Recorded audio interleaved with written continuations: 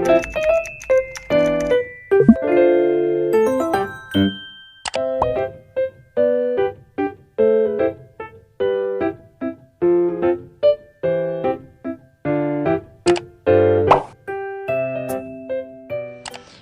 semuanya, Assalamualaikum warahmatullahi wabarakatuh. Perkenalkan, nama saya Robiatu Sofiah dari Program Studi Pendidikan Ekonomi 2020 Universitas Pendidikan Indonesia. Di sini saya mau mengajak teman-teman semua untuk sama-sama mempelajari mengenai materi ketenagakerjaan dan pengangguran. So, stay tune terus teman-teman semua.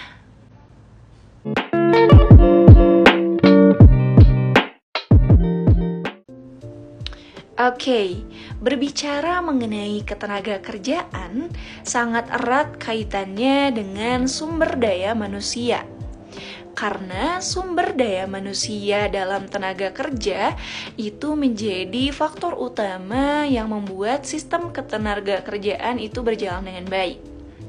Kemudian kita bahas nih mengenai ketenagakerjaan itu kira-kira apa ya?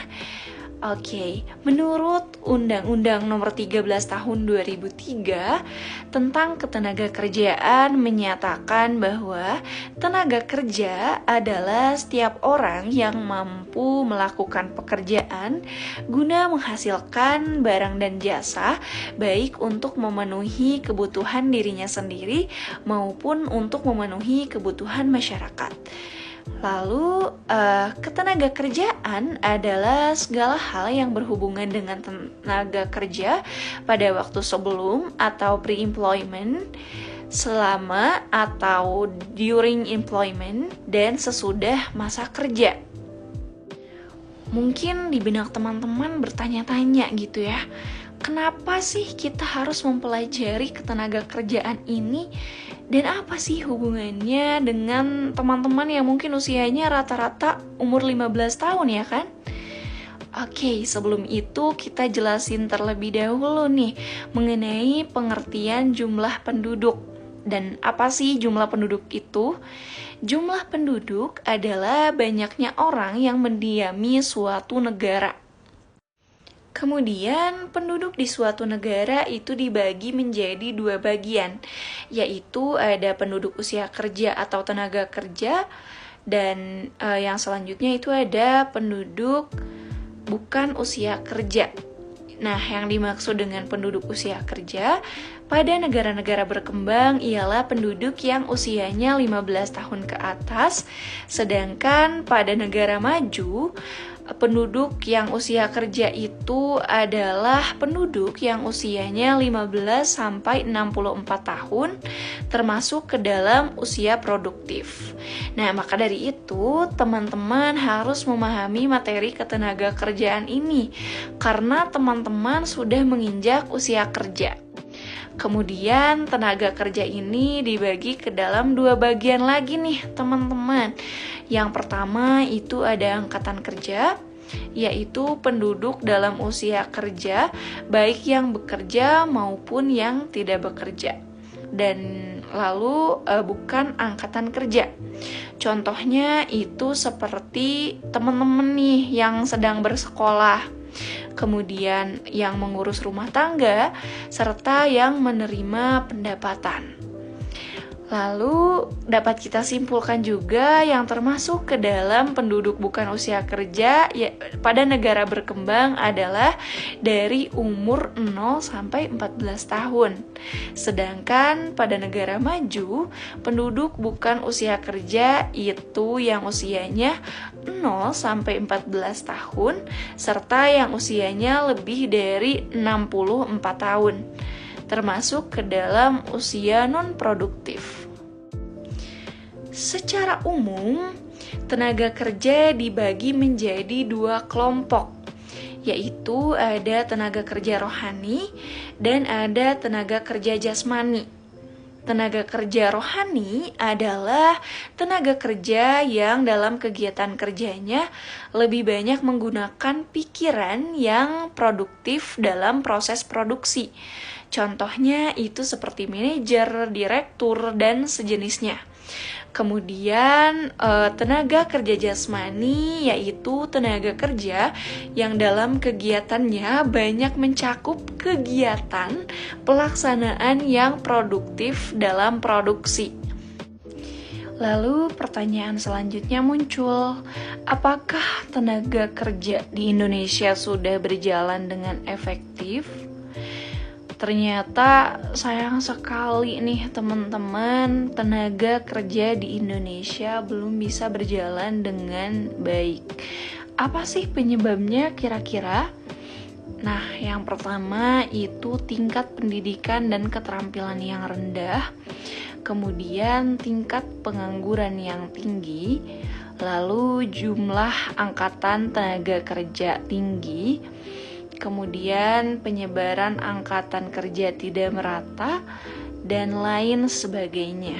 Dapat disimpulkan ya teman-teman bahwa permasalahan tenaga kerja di Indonesia itu masih banyak, terutama di tingkat pengangguran yang tinggi. Nih teman-teman, pengangguran ini terbagi ke dalam beberapa golongan, yaitu ada berdasarkan sifat dan juga berdasarkan penyebabnya. Nah, di sini saya akan bahas terlebih dahulu berdasarkan sifatnya, yaitu yang pertama itu ada pengangguran terbuka. Nah, ialah angkatan kerja yang tidak bekerja dan tidak memiliki pekerjaan. Kemudian ada setengah menganggur. Nah, ialah tenaga kerja yang tidak optimum dilihat dari jam kerja. Nah, jam kerja ini tuh dalam 1 minggu itu kurang dari 35 jam. Kayak gitu. Kemudian ada pengangguran terselubung. Ialah tenaga kerja yang bekerja tidak optimum karena kelebihan tenaga kerja. Hal ini bisa disebabkan karena bekerja tidak sesuai dengan passion. Nah, bisa kita lihat ya teman-teman, kalau bekerja dengan passion, sesuai dengan passion itu penting. Maka dari itu teman-teman bisa mempersiapkan diri dari sekarang terkait passion apa sih yang ingin kalian geluti, biar kalian bisa menjalani pekerjaan yang nantinya bakal kalian lakuin dengan senang hati. Seperti itu teman-teman. Selanjutnya itu ada pengangguran berdasarkan penyebabnya. Yang pertama itu ada pengangguran struktural, yaitu pengangguran yang disebabkan adanya perubahan dalam struktur perekonomian. Misalnya dari agraris menjadi industri. Otomatis kondisi tersebut mengakibatkan tenaga kerja yang memiliki keahlian di sektor pertanian tidak terserap di sektor industri, sehingga mereka akan menganggur. Lalu yang kedua ada pengangguran friksional, yaitu pengangguran yang disebabkan pergeseran yang tiba-tiba pada penawaran dan permintaan tenaga kerja, sehingga sulit menemukan antara pencari kerja dan juga lowongan pekerjaan. Kemudian ada pengangguran musiman, yaitu pengangguran yang disebabkan oleh perubahan musim.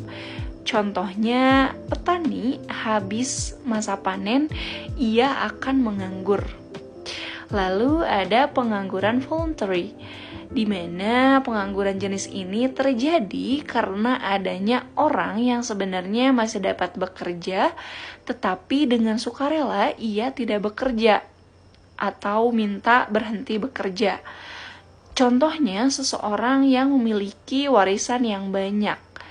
Kemudian ada pengangguran teknologi, yaitu pengangguran yang terjadi karena adanya mekanisasi atau penggantian tenaga manusia dengan tenaga mesin. Lalu yang terakhir itu ada pengangguran deflasioner, disebabkan oleh pencari kerja lebih banyak dibandingkan dengan kesempatan kerja yang tersedia. Oke nih teman-teman, setelah kita membahas berbagai jenis pengangguran dan penyebabnya, kita akan membahas mengenai dampak dari pengangguran ini. Kira-kira apa ya dampak dari pengangguran ini? Yang pertama, terhambatnya pertumbuhan ekonomi. Lalu yang kedua, hilangnya mata pencaharian. Dan yang ketiga, terjadinya ketidakstabilan sosial atau kerawanan sosial dengan munculnya segala tindakan kriminal. Waduh, ngeri banget ya teman-teman, jangan sampai hal ini terjadi. Eits, tapi tenang aja teman-teman, segala permasalahan pasti ada solusinya. Kira-kira bagaimana ya upaya mengatasi pengangguran? Yang pertama bisa dengan cara memperluas lapangan kerja dan kesempatan kerja. Kemudian meningkatkan mutu tenaga kerja. Kemudian bisa dengan cara membatasi penggunaan tenaga kerja asing di Indonesia. Dan yang terakhir bisa dengan cara menetapkan kebijakan pengupahan. Oke, mungkin untuk materinya sekian dulu nih ya teman-teman. Nah, di sini saya akan memberikan sebuah kasus yang nantinya akan kalian selesaikan. Nah, coba kalian pikirkan saat ini pada masa pandemi COVID-19 sangat berpengaruh terhadap kesempatan kerja. Pertanyaannya, apa sih pengaruhnya terhadap pengangguran di Indonesia? Berilah tanggapan terkait hal-hal berikut. Yang pertama, apa dampak COVID-19 terhadap kesempatan kerja? Kemudian, termasuk jenis apa pengangguran yang terjadi pada masa pandemi COVID-19? Yang ketiga, apa penyebab pengangguran ini? Kemudian yang keempat, apa dampak dari pengangguran ini? Dan yang terakhir, berikan solusi terkait permasalahan pengangguran yang terjadi di Indonesia sebagai akibat dari COVID-19. Nah, teman-teman bisa menanggapi pertanyaan tersebut di kolom komentar yang tertera di bawah ini, pada channel YouTube Robiatus Sofia dong tentunya teman-teman. Oke, mungkin sekian yang dapat saya sampaikan. Quotes hari ini yaitu, masa depan adalah milik mereka yang menyiapkannya hari ini. Oke, sekian yang dapat saya sampaikan. Kurang dan lebihnya mohon maaf. Wassalamualaikum warahmatullahi wabarakatuh. See you on the next video. Bye-bye.